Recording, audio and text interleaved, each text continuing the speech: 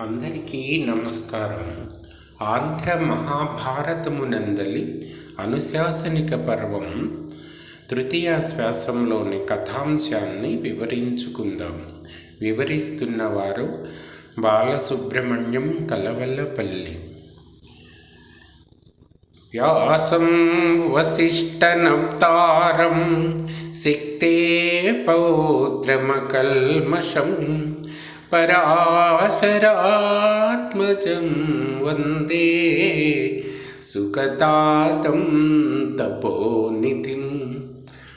జనమేజయ మహారాజునకు వైశంపాయన మహర్షి మహాభారత కథను చెప్తున్నాడు. ఓ జనమేజయ మహారాజా, భీష్ముడు, అంపశయ్య మీద ఉన్న భీష్ముడు ధర్మరాజుకు ధర్మ సూక్ష్మాలను వివరిస్తూ ఉంటే ధర్మరాజు తనకు కలిగిన సందేహాలన్నీ అడిగి తెలుసుకుంటూ ఉన్నాడు.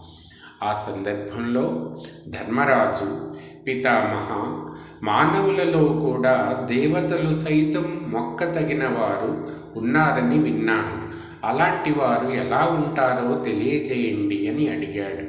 అప్పుడు భీష్ముడు, ధర్మనందన, ఇదే ప్రశ్న ఒక్కసారి దేవేంద్రుని సారథి అయిన మాతలి అడిగాడు. అప్పుడు అందుకు దేవేంద్రుడు ఇచ్చిన సమాధానం వివరిస్తాను.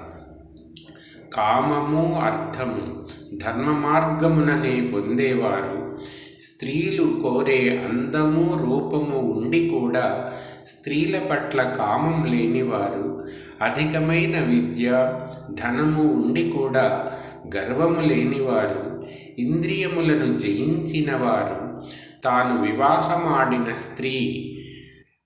వివాహమాడిన స్త్రీ యందు తృప్తి కలిగిన వారు, తపస్సు అనే ధనం మీద మమకారం కలిగిన వారు, ఎల్లప్పుడూ సత్యమునే పలికేవారు, పరమ శౌచులు, అనవసరమైన మాటలను తల మీద వేసుకుని సతమతం కానివారు, వీరందరూ మానవులైన దేవతలకు కూడా పూజనీయులే అని చెప్పాడు భీష్ముడు.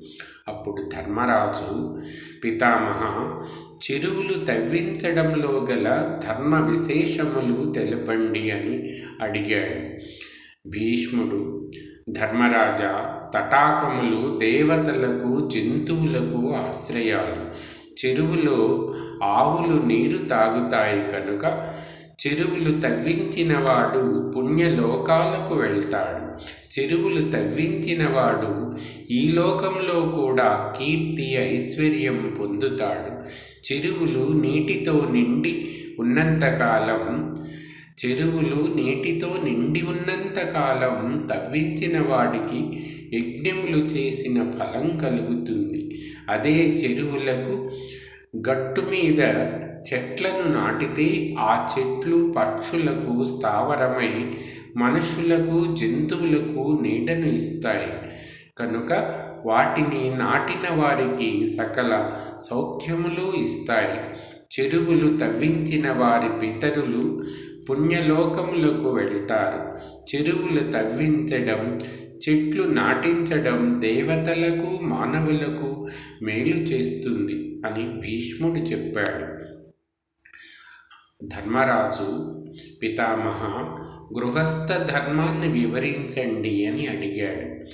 భీష్ముడు, ధర్మనందన, ఈ విషయంలో భూదేవికి, విష్ణుమూర్తికి జరిగిన సంవాదం గురించి చెప్తాను. నీలాగే ఒకసారి విష్ణుమూర్తి భూదేవిని అడిగితే భూదేవి ఇలా సమాధానం చెప్పింది. గృహస్థు ప్రతిరోజు అగ్నికార్యం చెయ్యాలి. అత్యంత భక్తితో భూతబలి ఇవ్వాలి. ఇందువల్ల దేవతలు సంతోషిస్తారు. గృహస్థు ప్రతిదినం తన పితరులకు అన్నము, పాలు, పండ్లు, నీరు నివేదించాలి. వైశ్వదేవం అనే క్రియ గృహస్థు తప్పక చెయ్యాలి. తరువాత తన శక్తి మేర పేదలకు దానం చెయ్యాలి. పేద బ్రాహ్మణులను వెదికి వారికి భిక్ష వేయాలి. ప్రతిరోజు అతిథులను సత్కరించాలి. ఏ కారణం చేత అయినా అన్నం తినే ముందు మొదటి ముద్దను అగ్నిహోత్రంలో వేయాలి. మొదటిది శ్రౌత బలి. ఇది వేదములలో చెప్పబడినది. ఈ బలి ధర్మమునకు, ఓషధులకు, వనములకు, రాక్షసులకు సంబంధించినది. రెండవది స్మార్త బలి. ఇది పశువులకు, పక్షులకు సంబంధించినది. గృహస్థు 2 బలులు విధిగా చెయ్యాలి. ఇది గృహస్థ ధర్మం. బ్రాహ్మణులు ఈ విధిని నిర్వర్తించిన తరువాతనే భోజనం చెయ్యాలి అని భూదేవి విష్ణుమూర్తికి చెప్పింది అని భీష్ముడు ధర్మరాజుకు చెప్పాడని వైశంపాయన మహర్షి జనమేజయునికి చెప్పాడు. ఇంతటితో అనుశాసనిక పర్వంలోని తృతీయాశ్వాసం పూర్తి అయింది. ధన్యవాదాలు.